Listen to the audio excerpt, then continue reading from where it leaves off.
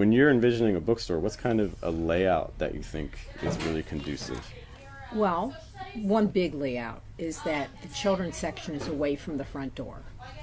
Why is that an advantage? Well, Yeah. because you don't want a child in there maybe getting away from its parent and running out. So you want to make sure it's as far from the front door as possible.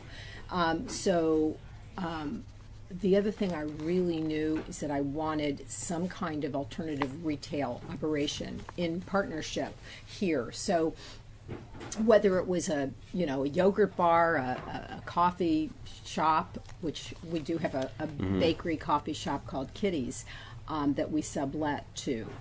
But I wanted to have a different retail site. I visited a lot of bookstores all over before I opened Gramercy Books. And one in particular in New York City was incredible. It was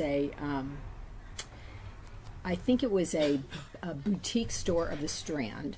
Okay. I don't know if it's still there. Gotcha. It was about 1,000 square feet. So not too big, yeah. Not big. We're bigger, but it had a little 100 square feet to a flower shop. It had some kind of a women's retail operation off on adjacent, and then it moved right into a cafe, coffee shop, bakery. And so there were literally 4 operations going on, and I saw how vibrant that was. Now, obviously, New York City is vibrant, and you get people off the street, and you don't have to kind of work as hard to bring them in. Right. But that really struck me as a real important component. So I was willing to give up 500 square feet and sublet to Kitty's. And so Kitty's is in that space that's closer to the door. And the children's section that we don't want near the door is behind it. And they get to see the treats, and so then they're also helping the business too. So it all works. This is good. It works.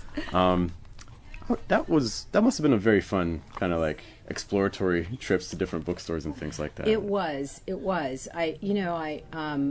were a lot of bookstores I loved, but the feel of their bookstore worked where they were. I remember there's this one bookstore that almost was a inspiration to me. We had gone and vacationed often in a place in the panhandle of Florida, and there was this bookstore called Sundog Books, and this couple, Bob and Linda White, moved from Mississippi, and they created this bookstore, and it's a beach community. So, it has a very different feel than what we have here. But what they did have that we had is they were welcoming. They had shelf talkers everywhere. They talked about books. They connected with their customers. So that was the same. And Bob and Linda were just, you could tell it was a labor of love. And that's what bookselling is for every bookseller. Yeah. We're in a physical space, and I imagine that from a bookstore perspective, that's probably the most difficult limitation, because there's only so many books you can fit into a store. And you gave up a very considerable amount of space to a complementary business, right? Which seems to be working out well for everybody, but that's a lot of shelf space, right? So when you're trying to decide, what goes here, how are you making that decision? Well, there, like you said, there's a balance. And so, we gave up 500 square feet. And believe me, if you asked me, what would you want more than anything? I'd want like 1,000 more square feet. Right. I can't have it.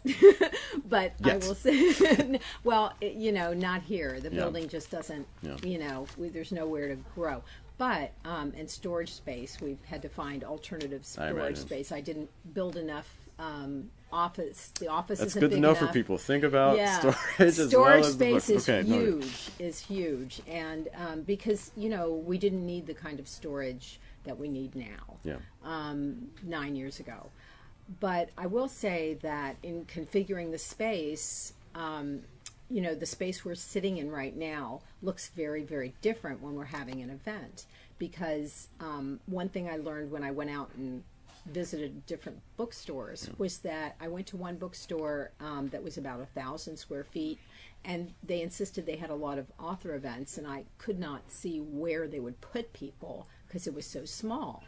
and the bookstore owner told me that she built the bookshelves there on rollers that you roll them away and you bring in chairs, and I said, that's a great idea. So all the bookshelves here, all of them, all of them are on rollers, and we can really move everything that you're looking at here out, and we can create a theater style, author event for 64 people.